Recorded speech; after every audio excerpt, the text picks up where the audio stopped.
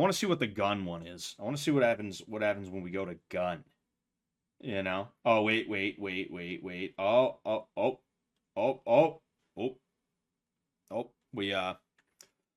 We walked in on a bit of a moment here. Whenever you have to go from stationary to moving, you're at a disadvantage, right? You're at a disadvantage. I'm not saying that you always have to constantly be moving or else you're doing it wrong. You're just simply at a disadvantage. And by the time you realize that this guy is reaching for a gun and make the decision, it's going to be a lot harder for you to do this whole move. I don't have a problem with this because it's as simple as just reaching your hands out. Okay, fine. That's perfectly fine. But doing this and then being able to step that way, going from stationary, that's going to be a really, really hard thing to do. I don't know if there's an alternative for it. I think the alternative would literally just be to start like running forward or something like that. I'm not saying push him. I'm saying like literally just try and get there as quickly as possible with like a step or two straight forward. Maybe I don't know. It's tough. It's like I said, it's tough because you're going from stationary to non-stationary, and this guy is not just gonna sit there like, huh, that's weird. He just put his arms on my hand. Huh, what do I do now? He's gonna try and pull away. He's gonna try and do a bunch of different shit.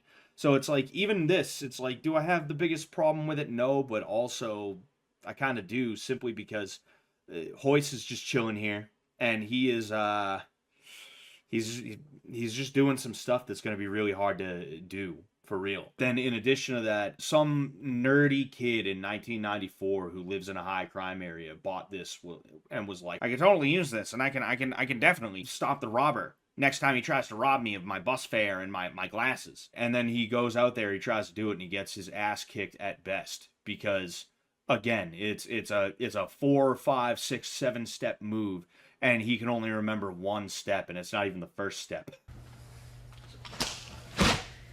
If he brings the arm here, the weapon here, I want to bend the hand, fold.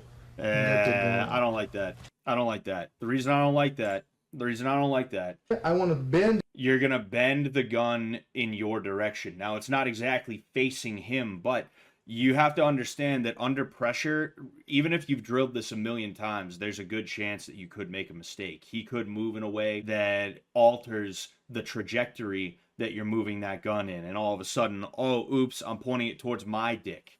By mistake. Oops, I'm gonna cheddar bob myself. Him to grab the weapon. I will pull the gun that. You see how close that came to his own arm?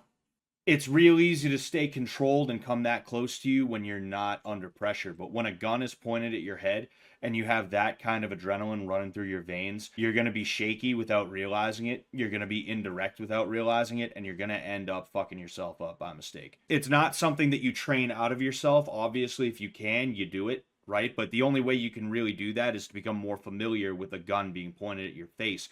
And you knowing that it's not just a training exercise, that you could actually get hurt. And I'm not telling anyone to do that. I'm saying that's really the only way that you could. You obviously should never play with loaded guns. Don't play with guns in general. Right away, nobody's gonna carry in the back of their pants like that. No one's gonna carry like that. That is the weirdest fucking way to try and put a gun in the back of your pants. I'll do at this point. And I think I might know why. Weapon, I want to take a step and put. You see, I think the reason why is because when you put the gun like that, it's a lot easier for you to do what he's about to do, which is, I would assume, either a Kimura or more likely a reverse Kimura to try and control the arm that has the gun and also the rest of his body to use this arm as a lever. I'm predicting that that's what's going to be the case, but nobody would ever put the gun like that. They would put it with the handle facing that way, which, yes, it still requires the person to reach behind, but it doesn't require them to move their body and their arm in a way that's going to make it that much easier for you to be able to do this. I also just realized he looks like fucking Freddie Mercury. He looks like Indian Freddie Mercury. With my base, so he can't pull me that way from here. And then I'm going to drive my arm in, wrapping his arm and lifting the elbow up. Yeah, so reverse Kimura. Get the gun out of his hand. What the? Wow. Wow. Lifting the elbow up. Wowzers. Wow. Get the gun. Wow. Oh, man, that is fucking bonkers, dude. Holy shit. Get the gun out. Oh my, it was even worse the second time. You reach here, you try and pull him aside. It's not going to work that way. You don't have the leverage that you need. You need to close distance if you're going to make this work the way that he's trying to make it work. You need to step a lot further. You need to get your hands in a lot deeper. You're not just going to pull him into the position you want him to be in. Especially because, like I said, when somebody is being aggressed upon in that way, their first thought is to do the opposite of what you're trying to do. If they're trying to pull you that way, they want to go that way. Now, if the attacker has a gun pointing at you, what you want to do here is pivot on the leg so that you can deflect the hand. The second hand immediately comes in and grab thumbs up over the weapon so that you can now step behind him, wrap the arm again from underneath. This is almost okay, all right? And I'm going to tell you why. So if, again, this is where the gun is at, okay, you can see this is where the gun is pointing to. You want to move around that way while you also redirect. So it's not just going to be, it's going to be here like that, if that makes sense. I'm trying to show you while I'm sitting down, and of course it's not going to work the best. So that right there is like, okay, you're on the right track. You're not completely there though. You're not completely there. Now this next part, right? The second hand immediately comes in and grab thumbs up over the weapon so that you can now step behind him, wrap the arm again. So I don't have too much of an issue with this, right? Specifically this. It's just kind of a weird spot, right? It's kind of a weird spot to be in where you're holding someone like this. I guess it could work because you do have a fair amount of leverage here, and two of your arms versus one of his arms is not going to be that good. But do you really want to take the chance of sitting here for too long? What I might do is I might completely adjust the direction of my body. I might take this arm and throw it around, right? And face that way. So what I mean is, if the gun's facing you, all right, I've moved out of the way, all right, I'm here. I might decide to go around, right? And then try to, say, Kimura grip here, so that I have control of mainly the gun with my hands.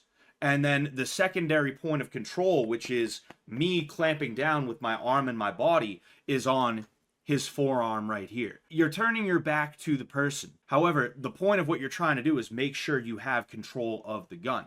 And in that case, you can move, you can do things that are going to make it harder for him to do anything. If somebody grabs a hold of one of your arms, they're taking away their ability to defend against whatever you're doing. So you can just punch them and keep punching them until they either let go or until they're incapacitated in some form. And that is true, but you're not just going to sit here holding on to the gun, allowing him to punch you. Like I said, you're going to be moving around. You're going to be trying to pry the gun out of his hand in whatever way that you're able to. In this case, you're probably going to be better off when it comes to the safety of it than when he comes into here and he's like, yeah, let's go ahead and fucking come here. Which makes him bend his wrist. You know, and actually, now that I'm looking at it, what I was describing is not all that different from here. It's just that instead of thinking about trying to close distance and get control of the whole arm, my main concern is trying to just keep control of everything that's below the wrist, including the gun. It's weird. It's like he's on the right track here. This dude's on the right track, but he's just not in the spot that he should be. How much real world experience do people have with guns pointed at them where they have to disarm somebody? Even someone who's used to having guns pointed at them, they're usually not trying to disarm somebody like that, you know? It's something where they're just like, all right, I just got to pass the time until this guy lets me go.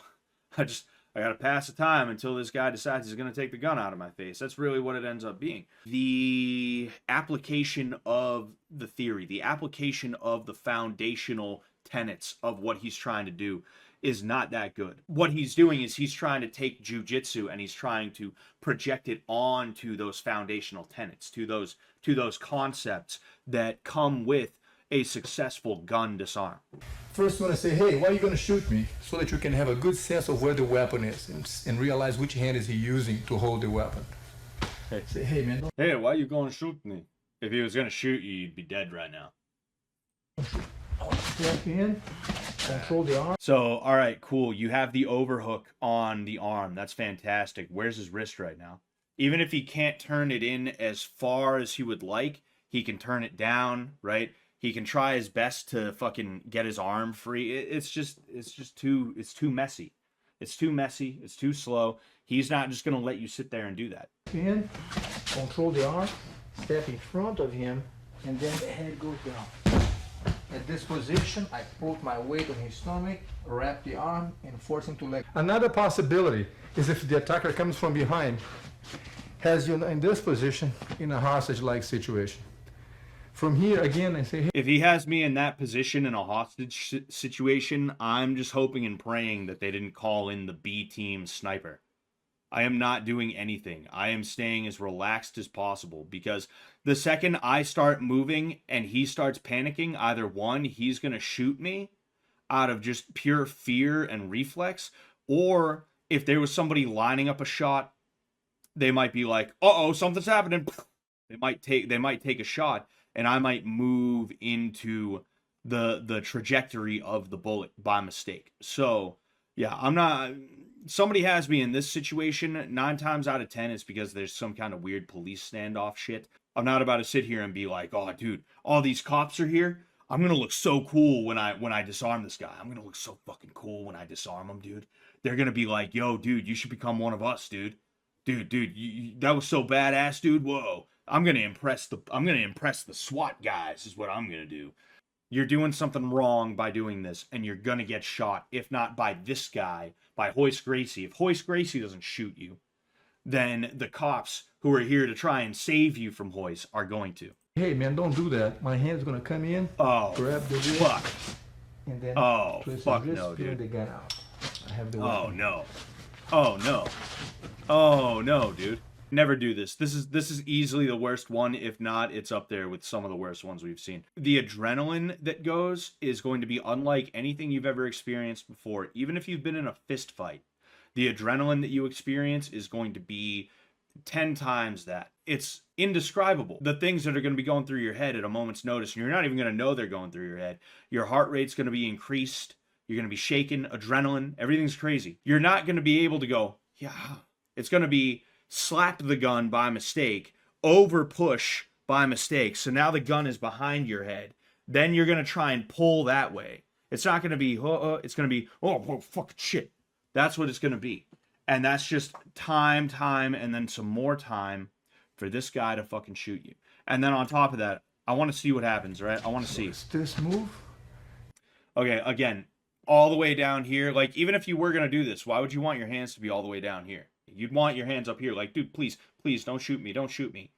And then you'd go, right? If anything, if you really wanted to do this, one thing I guess you could try to do, but again, why would you ever try to do this? I'm not telling you to do it. I'm saying, like, I feel like this makes more sense than what this guy's doing.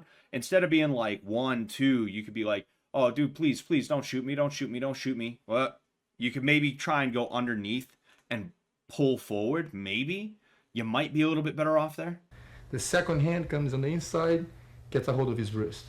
Look at Hoist's face right now. He's just looking like confused. He's got like an Islam Makhachev kind of face on right now, where he's like, huh?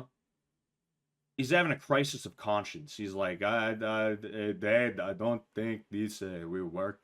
I don't think this will work. I think we will die if we try this. I don't know if we should be telling people. We should not be telling people.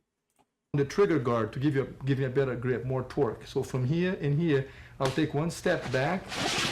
Be sure you don't bring the gun in front of you. Keep that barrel away. So that when you torque the hand and the wrist on the gun, he has to let go. And now I have the weapon.